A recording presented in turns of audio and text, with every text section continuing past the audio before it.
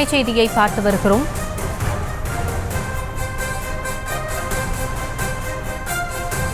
நுங்கம்பாக்கம் காம்தார் நகர் முதல் தெருவுக்கு எஸ்பி பாலசுப்ரமணியம் சாலை என்று பெயர் மாற்றம் செய்யப்படுவதாக அறிவிக்கப்பட்டிருக்கிறது. தமிழக அரசு இந்த அறிவிப்பை அறிவித்திருக்கிறது.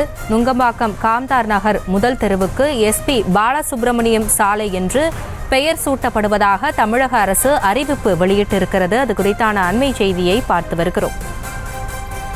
பாடகர் எஸ்பிபி பெயரில் சாலை அமைக்கப்படும் என்று தமிழக அரசு அறிவித்திருக்கிறது. பாடகர் எஸ்பிபியின் பெயர் சாலைக்கு சூட்டப்படும் என்று தமிழக அரசு அறிவித்திருக்கிறது. இது குறித்த விவரங்களோடு இணைகிறார் எமது செய்தியாளர் ராஜேஷ். தற்பொழுது தமிழக அரசு எஸ்பிபி அவர்களின் பெயர் சாலைக்கு சூட்டப்படுவதாக அறிவித்திருக்கிறது. தமிழக அரசு என்னென்ன தெரிவித்திருக்கிறது?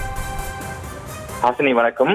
எஸ்பிபி அவர்களுடைய நினைவு தினத்தை ஒட்டி அவர் வாழ்ந்து மறைந்த இல்லம் இருக்கக்கூடிய அந்த தெருவிற்கு அவருடைய பெயரை சூட்ட வேண்டும் என அவரது மகன் எஸ்பி சரண் 2 தினங்களுக்கு முன்பு தமிழக முதலமைச்சரை சந்தித்து ஒரு கோரிக்கை வைத்திருந்தார். அந்த கோரிக்கையை பரிசீலித்து உரிய முடிவெடுப்பதாக தமிழக முதலமைச்சர் உறுதியளித்தார்.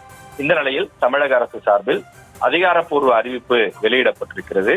அதில் திரை இசை பாடகர் திரு எஸ்பி பாலசுப்ரமணியம் அவர்களின் நினைவை போற்றக்கூடிய வகையில் அவர் வாழ்ந்து மறைந்த நுங்கம்பாக்கத்தில் அமைந்திருக்கக்கூடிய காம்தார் நகர் முதல் தெருவிற்கு எஸ்பி பாலசுப்ரமணியம் சாலை என பெயர் சூட்டப்படும் என தமிழக முதலமைச்சர் மு.க. ஸ்டாலின் அவர்கள் அறிவிப்பு வெளியிட்டிருக்கிறார். பல்வேறு மொழிகளில் 40,000க்கும் மேற்பட்ட பாடல்களை பாடி தன்னுடைய குரல் மூலமாக தமிழ் மக்களின் நெஞ்சங்களில் நீடித்திருப்பவர் எஸ்பிபி என்றும் தொடர்ந்து அவர் மத்திய அரசு உள்ளிட்ட மாநில அரசினுடைய பல்வேறு விருதுகளை வாங்கி மறைந்தவர். எனவே கடந்த 25/9/2020 இதே நாளில் நம்மை விட்டு பிரிந்தார் என்றும் அந்த செய்தி குறிப்பில் குறிப்பிடப்பட்டுள்ளது. அவருடைய புகழுக்கு மேலும் சிறப்பு சேர்க்கக்கூடிய வகையில் அவர் வாழ்ந்த இல்லம் அமைந்திருக்கக்கூடிய நுங்கம்பாக்கம் பகுதி காம்தார் நகர் முதல் தெருவிற்கு அவரது மகன் விருப்பப்பட்டபடியே அந்த எஸ்பி பாலசுப்ரமணியம் சாலை என பெயரிடப்படும் என தமிழக முதலமைச்சர் அறிவிப்பு வெளியிட்டுள்ளார். விவரங்களுக்கு நன்றி ராஜேஷ்.